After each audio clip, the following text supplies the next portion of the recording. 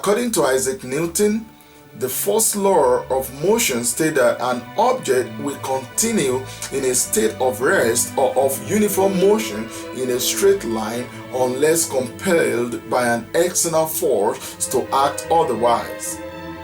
So the first part of the law is what we're actually looking at. That is, an object will remain in a position forever if no force acts on it to displace it from its resting position. So in life, many of us are actually affected by the law that keeps us in one position.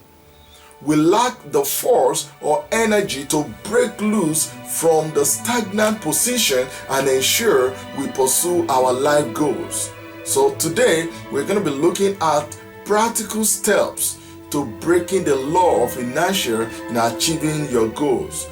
Practical steps to breaking the law of inertia in achieving your goals in life. So step number 1 is do a ground check. Do a ground check. Before you kickstart your goal, make sure you do a background check. Do a ground check. Do you have the capacity to achieve the goal? There is no point starting a goal you know you can't accomplish. That doesn't mean you should aim for a very easy goal or a very easy task. Some people actually do that. Some people set their goals too small so they can take pride in achieving them early. But at the same time, don't set your goals way too high. Check if you have the capacity, check if you have what it takes to achieve that goal, and also check the environment. You may need to acquire the capacity, or you may need to change or create the necessary environment before kickstarting the goal. Failure to do so will be like a car that is aiming to run faster than a jet.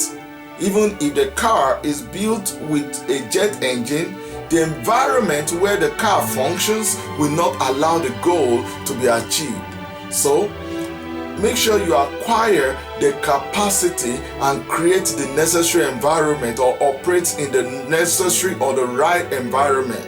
Acquiring the capacity can be simply taking more studies, getting more information, asking more questions, or acquiring new skills, and so on. And changing or creating the right environment can simply be by changing the playing ground, moving to the right location, or hanging out with the right people, and so on. So make sure you operate in the right environment and ensure you have the capacity or what it takes for you to be able to achieve your goals.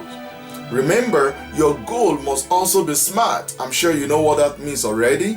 Let me quickly run over it. S simply stands for specific. Your goal must be exact, not something ambiguous. For example, I want to lose 10 pounds of weight. It's a specific goal. I want to publish a book. It's also specific. So make sure your goal is specific. Make sure your goal is measurable. Can your goals be measured at different times? Can your goals be measured? So ensure your goal is measurable. A, achievable. Don't go for something that is impossible. For example, your goal is to outrun an aircraft. Make sure your goal is achievable, not something that is impossible. So make sure it is achievable. R is realistic. Is your goal real? Make sure your goal is realistic. And T stand for time bound. Your goal must have timelines. It must have limits, must have time limits. Goal without time limits will definitely lack the driving force. You can always, of course, you think you can always take your time, and at the end may never achieve the goal due to procrastinations and other factors. So have a SMART goal to begin with. No wonder Jesus said, don't begin until you count the cost. For who will begin construction of a building without first calculating the cost to see if there's enough money to finish it?